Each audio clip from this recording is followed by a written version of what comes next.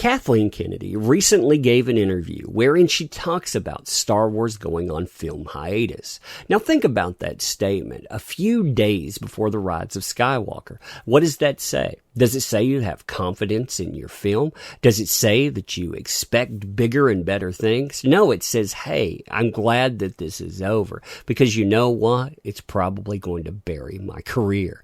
So hey there. So today I want to return to the biggest trash fire on the planet. You guessed it, Disney Star Wars. And I'm going to talk about this article from Shill Media. But really, what I want you to think about in this is the message that we're being given. See, we've already had Bob Iger come out and give us a message kind of like this. But Kathleen Kennedy going out and saying, hey, films are on hiatus right before Rise of Skywalker again, what that says is a different thing. Because what you had Bob Iger doing was playing up The Mandalorian. What you have Kathleen Kennedy doing here is undermining Rise of Skywalker. It's a different beast. It's a different beast indeed. And it says that they're prepping for failure. Now, before we look at this, and before we watch Shill Media try to tell us how great of an idea this is, you know, because when you said it, it made you an ist and a phobe. You hate specific types of people. But when Kathleen Kennedy says it, oh, so stunning, so brave. But before we look at that, if you like this kind of content, you want to help an umbrella out, help us with our interactions. That means subscribing to the channel. That means sharing videos. And that means also just commenting, liking, just saying +1, interaction, whatever. You know, the funnier, the better too. I try to read a lot of them. You folks are very entertaining. Thank you for everything that you do. I really do want to say that here too. So, Star Wars boss Kathleen Kennedy teases film hiatus after the Rise of Skywalker.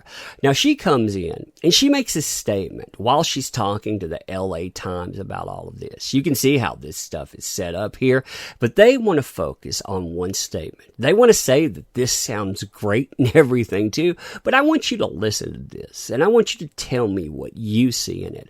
We're literally making up from whole cloth and bringing in filmmakers to find what these stories might be. It can take a while before you find what direction you might want to go. We need the time to do that. We're making this up from whole cloth.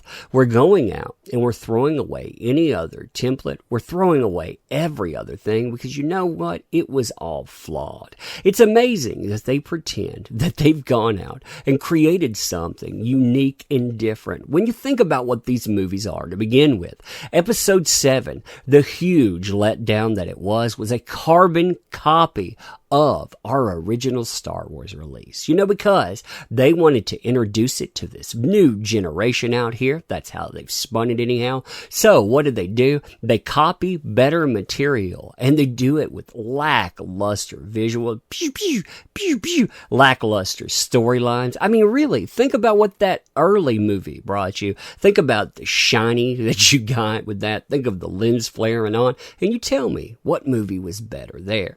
Then we got Episode 8. And yeah, Episode 8 definitely was different. It wanted to go out and it wanted to gaslight fandom. So if that's what you mean by whole cloth, that no wonder you have to go in and you have to repair with Episode 9.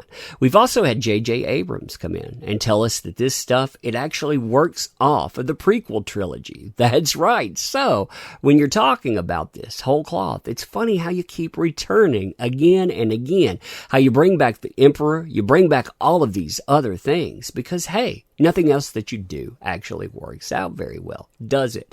Now, when you look at this stuff, too, what's amazing about it is that they do pretend, and Shill Media pretends, that there's no roadmap out there. There was no EU, nor, when they're going forward, there were no previous 6 films to go off of as they continue to move forward. Now, what's amazing about this, as well, is Kathleen Kennedy goes on, adds to this, and says that Lucasfilm is still trying to figure out what the future of the Star Wars franchise is, what the next theatrical feature film will be.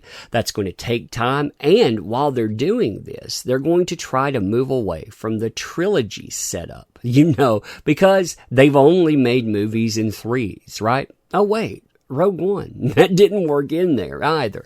That's a really weird thing to say. I mean, it's highlighted within this stuff, you know, during the hiatus. Are they going to have one-offs? They're going to have other movies, they're going to make sure that whatever they do, it's what's called for. Well, you know what's called for during this?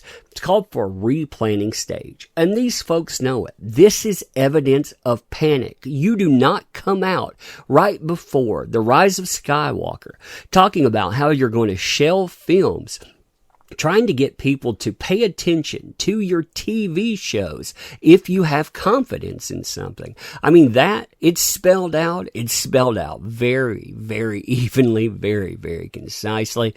What a mess that these people have created. Again, like I said in this too, you have shill media that tries to pretend that, whoa, too much too fast. That was the problem out there. And you know what? People said this for the longest time. But when you and I say it, we're and we're phobes. When Kathleen Kennedy says it, she's stunning. She's brave. She's mapping the entirety of Disney's franchise out, except she's going to be gone. You mark my words. She is out the door. We are not going to have her back. When they talk about in this too, that 2022 is still on the map here because D&D may have been let go, but the movie is still there. Yeah, there's no confidence in that. See, here's a thing that I want you to think about when we're leaving this.